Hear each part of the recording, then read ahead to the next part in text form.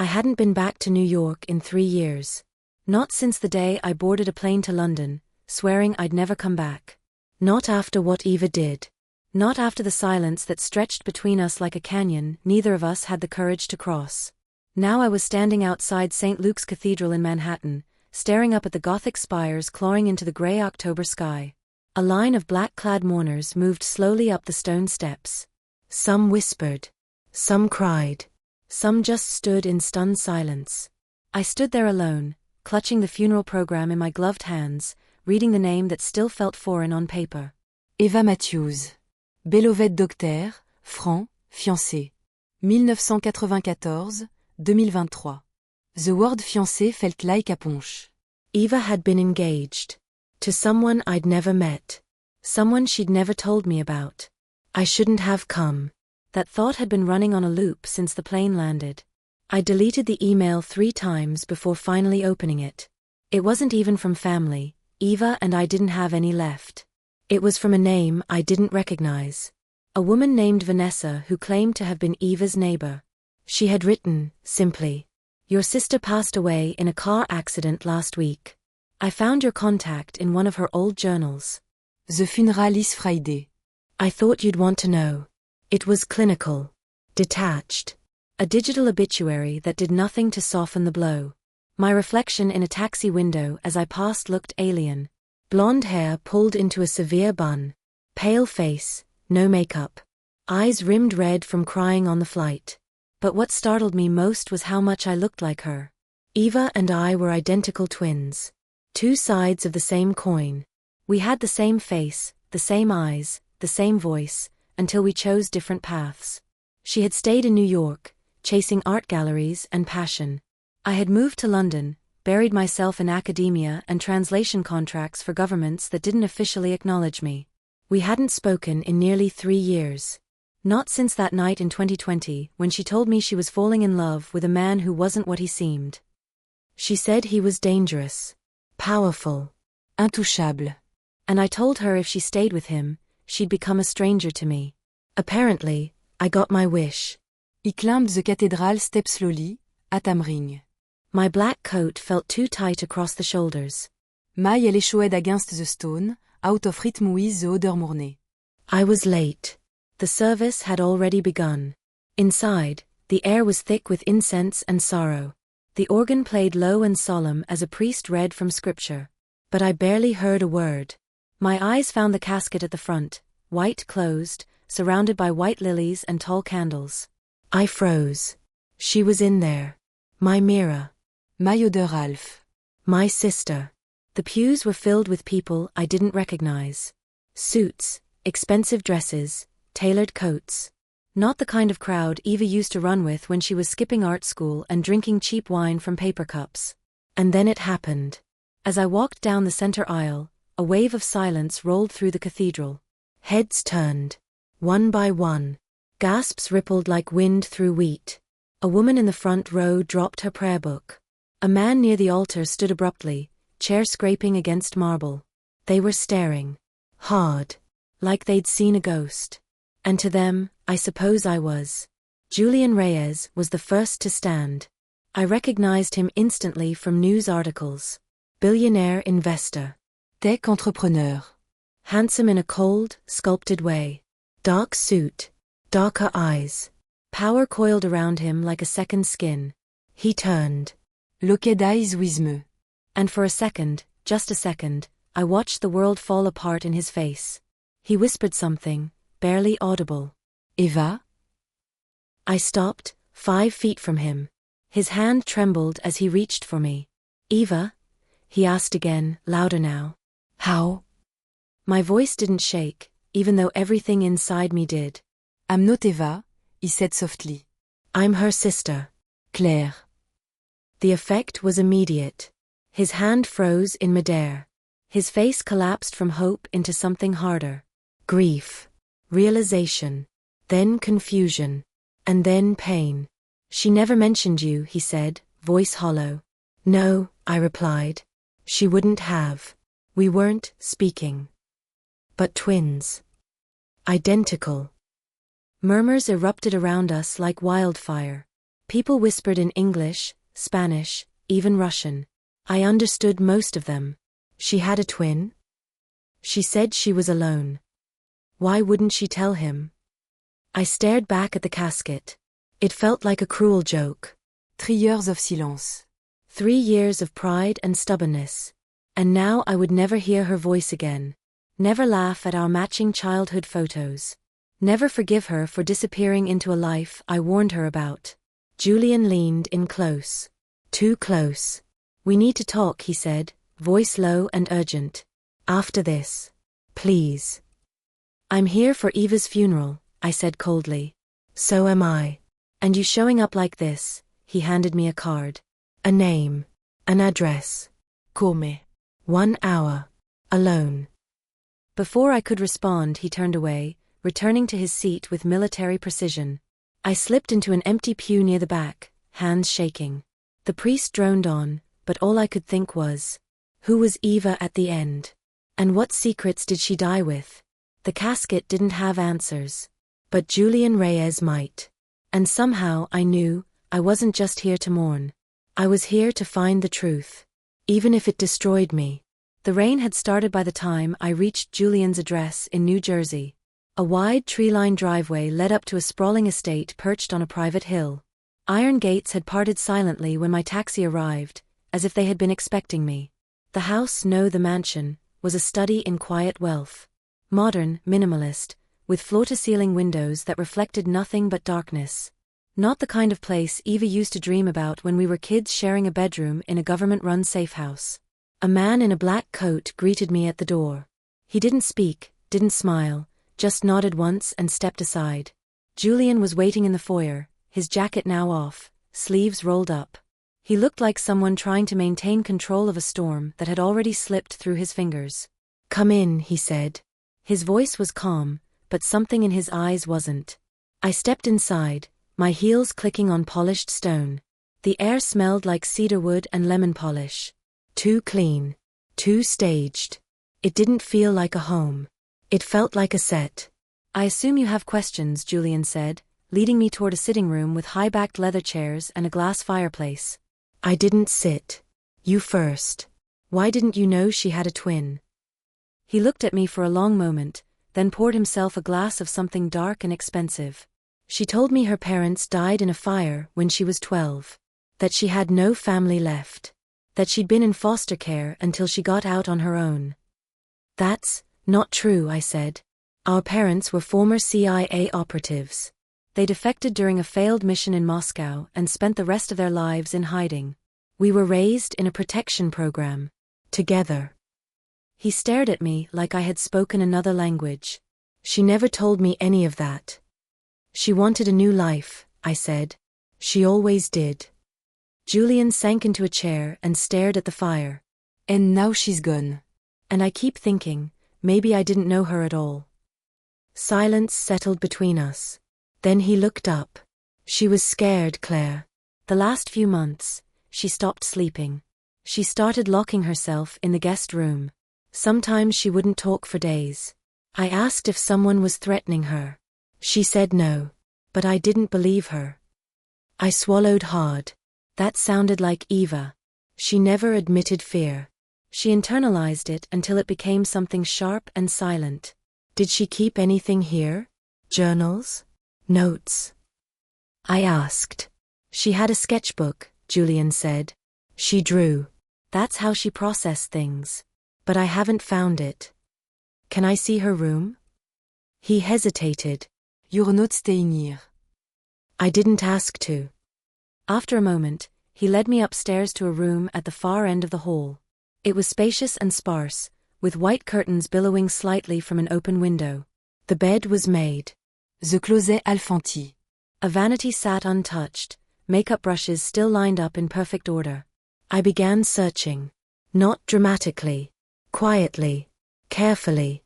Eva had always been meticulous. If she hid something, it wouldn't be obvious. 30 minutes later, I found it. Inside the back panel of the bedroom closet, behind a loose slat, was a small notebook. Spiral-bound. Black cover. No title. I sat on the floor and opened it. Most of the pages were filled with sketches, faces, hands, places. A park bench. A bridge. A man's profile in shadow. But toward the back, her handwriting took over. April 6th. He asked again about the documents. I told him I burned them. I lied. I scanned them, encrypted the files, stored them on an external drive. I know he suspects, but I needed time. I needed space to think. To figure out who he really works for. April 12th. Claire would tell me to leave. That's always been her answer, run. Fight. Burn everything down. But I can't. Not this time. Julien doesn't know. He can't know. I'm trying to save him. But it's getting harder to tell who the enemy is. April 20th. CV contacted me again. Said if I don't cooperate, I'll regret it. Said your sister won't always be so hard to find. I didn't tell him Claire's in London. I never said a word about her. How does he even know? I stopped reading. My heart pounded so loud I couldn't hear the rain anymore. CV. The initials were circled in red ink, as if Eva had been trying to remind herself this person mattered more than anything else. I flipped back through the earlier sketches and found one, buried between the drawings of buildings and faces, that showed a man's silhouette standing in front of a window. His hands were behind his back. The window looked out over a river. Underneath, she had written, Valtower, Middown. 42nd floor. I stared at it. Val. CV. Carter Val. I knew that name. It was buried in the classified archives I translated during my last freelance contract with the British Foreign Office. A shadow financier with rumored connections to international arms deals, money laundering, political blackmail. No official record. No conviction. Just whisper. And now, Eva had been in contact with him. Or maybe, under his control. I stood, clutching the notebook. Julien stood in the doorway, watching me. You found something. I nodded. Tell me about Carter Val. His face paled. He walked away without answering. I followed him downstairs, into a private office lined with bookshelves and 3 computer monitors. He's not a person, Julian said finally. He's a myth. A ghost. No one knows where he came from. One day he just started appearing in boardrooms. In private security meetings. In encrypted texts. He runs entire cities from the shadows. And if Eva crossed him... He didn't finish the sentence. I didn't need him to. Eva hadn't died in a car accident. She'd been eliminated. And now Carter Val knew about me. He gripped the notebook tighter. Julian looked at me like he wanted to ask 1,000 questions. But he only asked one. What are you going to do? I didn't hesitate. I'm going to find out why my sister died. And I'm going to make sure whoever's responsible never sleeps again.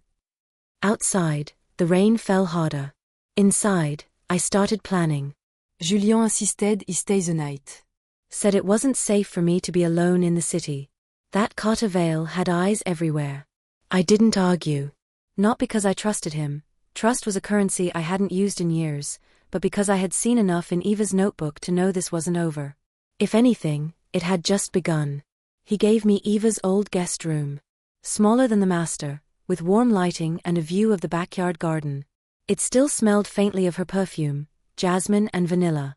He sat on the edge of the bed for a long time, holding the notebook, replaying her word in my mind. CV contacted me again. Your sister won't always be so hard to find. She had tried to protect me. Even after everything. Even after the silence. I didn't sleep. At some point in the early morning hours, I got up and wandered the house. The halls were quiet. The fireplace in the sitting room had gone out. The security system blinked green. I passed Julian's office. The door was ajar. He was inside, staring at a monitor, watching security camera feeds on a split screen. He didn't see me. I moved on, instinct pulling me toward the back hallway. Something felt off. A subtle change in the air, like static before a storm. Then I heard it. A click. Metal against metal. Barely audible. I turned toward the kitchen, moving quietly. That's when I saw the first shadow. Tall. Male. Dressed in black from head to toe. He moved like a ghost, silent and fast. Another figure followed behind him, smaller, holding something that glinted in the low light. I didn't think. I reacted. I slipped into the hallway closet and pulled open the drawer near the floor. Eva had once told me that Julian kept weapons in almost every room. You don't survive his world without being ready for war, she'd said, half joking. The drawer had a small handgun, tucked under a flashlight and emergency radio. My hands were steady. I hated how steady they were. I had fired weapons before, my father had trained me when I was 14, but this wasn't a simulation. This wasn't target practice in the woods behind our safe house. This was real. I crept back towards the kitchen, crouched low, heartbeat in my ear. One of the intruders had moved into the living room. The other was heading upstairs. And that's when I heard the cry. Faim. Muffled. A child. I froze. I didn't know. No one had told me. Julian had a daughter. She couldn't have been more than 4. Her voice barely cut through the silence, a small, scared sound from the second floor. The man climbing the stairs was going after her. I didn't have time to think. I moved. My steps were silent on the carpeted stairs. The gun felt heavy but sure in my grip. The man reached the top of the landing and turned toward a door. Just as he raised his weapon, I raised mine. I fired. The shot exploded through the hallway. The man fell backward, hitting the wall before crumpling to the floor. Blood pooled beneath him, dark and fast. He stood frozen, gun still raised, breath-ragged. A door opened. Julian's daughter, curly-haired, wide-eyed in pajamas, stood in the doorway staring at me. Behind me, heavy footsteps pounded up the stairs. Julian appeared, eyes wild, another gun in his hand. When he saw the body, and me, his face changed. It wasn't relief. It wasn't even fear. It was something worse. Recognition. You killed him, he said flatly. He was going for her, I said, voice hoarse. I didn't have a choice. He looked from me to the girl, then knelt beside the body. Do you know who this is? He asked. I shook my head. He worked for me. Or, used to. The word hit like a slap. What? He disappeared 2 weeks ago. I assumed Vale got to him. I didn't know he'd turned into this. I stared down at the body. At what I had done. My hand was still shaking, but not from adrenaline. From something else. Something cold. I lowered the gun and stepped back. Julian took the weapon from me, checked the chamber, then set it on the nearby table. The girl still stood in the doorway, clutching a stuffed rabbit. I didn't know you had a daughter, I said quietly. She's not mine. She was Eva's. The floor dropped out from under me. What? She never told you? I couldn't speak. She found out after you left. Didn't tell anyone for months.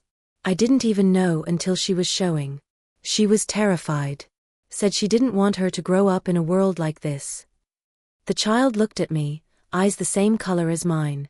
As Eva's. I turned away, nausea rising. Downstairs, siren échoed in the distance. Julian must have triggered the silent alarm. I moved into the guest room and shut the door. The next few hours blurred. Police. Questions. Clean up. Julian handled it all with the efficiency of someone who'd done it before. By noon, the body was gone. The girl was with a nanny. And I was back in the guest room, staring at the blood-stained carpet where I had dropped to my knees. Julian entered without knocking. She's resting, he said. Good. You saved her life. Don't say that. It's true. I don't feel like a hero. He sat across from me. You shouldn't. I looked up. You killed someone, he said. And you didn't flinch. That should scare you. It does, I whispered. No, he said. It should terrify you. We sat in silence for a long time. Finally, I asked, why didn't she tell me about the child? Maybe she thought you'd leave again. That hurt more than I expected. Julian leaned forward, elbows on knees. I think Vale's testing us. Seeing how close he can get. How far he can push. You just showed him how far you're willing to go. I didn't do it for him, I said. I did it for her. Julian nodded. Then make it count. He left the room. I stayed where I was, staring at my hands. At the red lines where the gun had bitten into my palm. I had always thought of myself as different from Eva. Colder. Sharper. More controlled. But in that moment, I saw it clearly. We weren't opposite. We were mirror. And I was breaking. It had been 3 days since I killed the man on the staircase. 3 days of silence, tension, and too many unanswered questions. Julian buried himself in work, or pretended to. His meetings took place behind closed doors, his calls were made in hushed tones. The little girl, Eva's daughter, now suddenly my niece, had barely spoken a word since that night. I didn't blame her. And me? I hadn't touched a gun since. I walked the halls of the house like a ghost, avoiding mirrors, avoiding eye contact, avoiding the truth. I kept Eva's notebook with me at all times, pages marked, sketches analyzed. Every line she wrote felt heavier now, more urgent, like a voice from the grave pushing me forward. I knew Carter Vale was behind all of this. What I didn't know, what was beginning to gnaw at me, was how deep his reach extended. How many people around Eva, around Julian, around me, were already compromised. The first thread unraveled by accident. I was in the kitchen, nursing a cold cup of coffee, when I overheard a voice through the vent above the stove. Low. Male. Not Julian. She doesn't know yet. But Vale wants her out of the picture before she gets too close. Silence. Then the voice again, lower this time. Il est l'endelite. Just keep him distracted. I moved before I could think, sprinting down the back hallway to the utility stairwell. I took the steps 2 at a time, heart pounding, phone in hand. The voice had come from the upstairs office, a room Julian had kept locked since I arrived. But when I reached the landing, the hallway was empty. I pushed the door to the office. Locked. I knocked once, twice. No answer. I slipped back downstairs, trying to steady my breath. My mind raced. Someone was working with Vale. Inside this house. The list of suspects was short. Julien. The house manager. Security detail. But the voice hadn't sounded like Julian. It was gruffer, more clipped. I waited until after midnight, then crept out of my room and made my way back to the office. This time, the door was unlocked. Inside, the room was dark, illuminated only by the glow of a monitor screen in sleep mode. I closed the door quietly behind me and moved toward the desk. I started with the drawer. Locked. I checked the underside of the desk and found what I was hoping for, a small silver key taped to the wood. Inside the drawer was a laptop. I opened it. The screen blanked awake. No password. Julian would have never been this careless. Unless this wasn't his laptop. Files filled the desktop, encrypted folders labeled with strings of numbers. One folder was named Shipment Logs, Vale. Another, Claire Track. I clicked it open. My face stared back at me from a surveillance photo taken outside St. Luke's Cathedral. There were more, one at the airport, one leaving Julian's estate, one standing at Eva's grave. Time-stamped. Logged. Someone had been following me since I arrived in New York. Bill Rose in Maitroa. I scrolled further. Hidden beneath the image files was a transcript, an audio file converted to text. The conversation I had overheard in the vent. But now I could see the name attached to the voice. Michael Grant. Julian's head of security. I remembered him well. Ex-military. Stoic. Efficient. He barely spoke, rarely smiled, always hovered near the periphery like a loyal dog trained not to bark unless commanded. But now I knew. He wasn't guarding the house. He was watching me. I copied the files to a flash drive and closed everything quickly, returning the laptop to the drawer. My hands trembled as I slipped back into the hallway. I needed proof. A confrontation wouldn't be enough. I had seen what Julian did to people who betrayed him. But what would he do if I told him his closest ally had already sold him out? The next morning, I waited until Julian left for a meeting in the city. Then I made my move. Michael was in the garage, doing what he always did, checking equipment, reviewing vehicle rotations. I approached slowly, flash drive in hand. "Got a minute?" I asked. He looked up, surprised to see me. "Of course," he said. I handed him the drive. "What's this?" Insurance, I said. Go ahead. Plug it in. He stared at me for a moment, then walked over to the workbench and inserted the drive into a laptop. As the files opened, his expression shifted. Shock. Then calculation. Then something colder. You've been in the office. I heard you talking to someone. Trous the vent. Michael exhaled slowly, like a man trying to hold something in. I didn't want it to go this way. No one ever does, I said. He closed the laptop. You're in over your head. I've been droning for years. Et studied me. I never meant for Eva to die, he said quietly. She was trying to protect Julian. She thought if she handed Vale what he wanted, he'd back off. What did Vale want? A list of politicians and businessmen Julian had leveraged through private channels. Connections Vale couldn't buy. Power he couldn't touch. And she gave it to him? She gave him a fake. It bought her time. But not enough. And now he wants me, I said. Michael nodded. You're her insurance policy. She wrote about you in her letters. Said if anything ever happened to her, you'd come looking. I stared at him. You read her letters? I delivered them. To who? To Val. The word landed like a blade. You killed her. No, he said. But I let her die. For a moment, il saurait. Rage burned through me like acid. I should kill you right here. Michael didn't flinch. Do it, he said. But it won't stop him. Valles bigé deno le fues. He stepped back. You're going to help me, I said. He shook his head. It's too late. For you, Meb. Not for me. I turned and left, locking the door behind me. Julian returned that evening. I met him in the study. We have a problem, I said. He looked up. What now? Michael. He's been feeding Vale information. He knew about Eva's plan. He knew about me. Julian didn't blink. I know. I froze. You know? He told me the day you arrived. And you didn't say anything? I needed to see what you'd do. Whether you'd run. Whether you'd fight. You proved something. He stepped closer, voice shaking. She trusted you. She loved you. I loved her too. But you're still playing games. Julian stood. This isn't a game. No, I said. It's a war. We stared at each other in silence. Then he nodded. Then let's finish it. I turned and walked out, fire burning in my chest. The man who betrayed us was still in the house. The man who ordered her death was still out there. And I had a child to protect. No more running. No more waiting. It was time to bring Carter Vale into the light.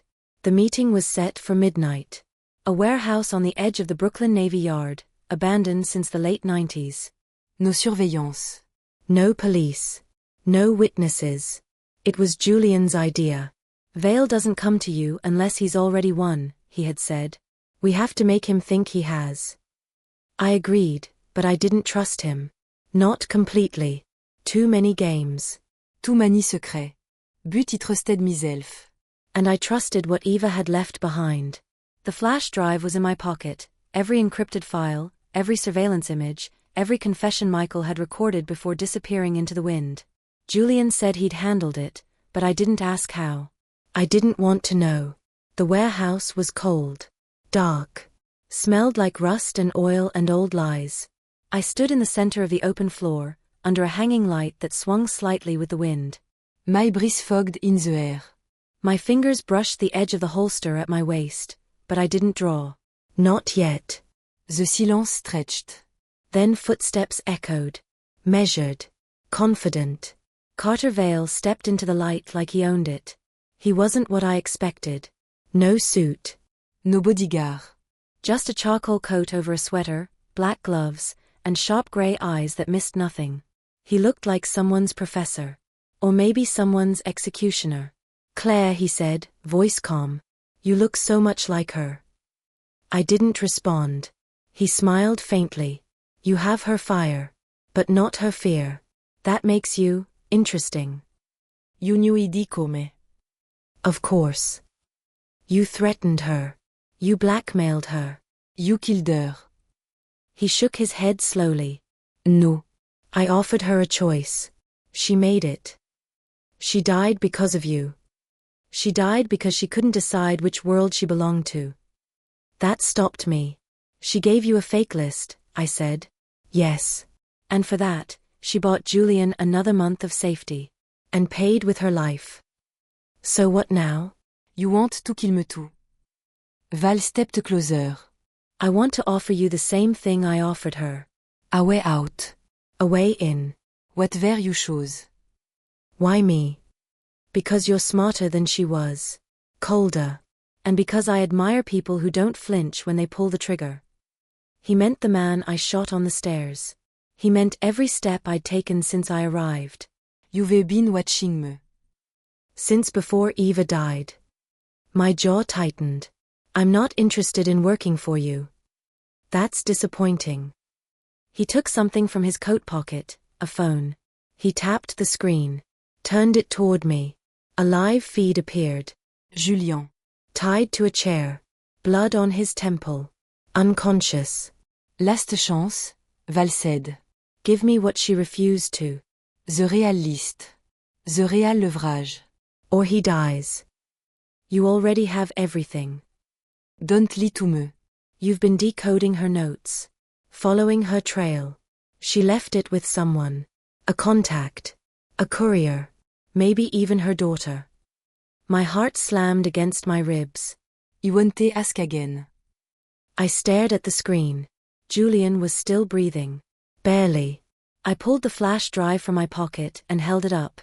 Dis si ça les y have. Hand it over. I didn't move. Let him go first. Vale sighed. You're making this harder than it has to be. I know. Then I tossed the flash drive onto the ground between us. He bent to pick it up. That's when the lights exploded. A deafening crack split the air as the sidewall blew open, smoke and light flooding the space. Tactical gear. Night vision. Shouts in every direction. FBI. Homeland. NSA. Julian had called in every favor he had. Vale reached for his gun, but I was faster. I fired once. The bullet slammed into his shoulder, spinning him to the ground. His gun skidded across the floor. He clutched his arm, eyes blazing. You think this changes anything? He spat. I think it ends you, I said. Agent swarmed. En cuff. Zip ties.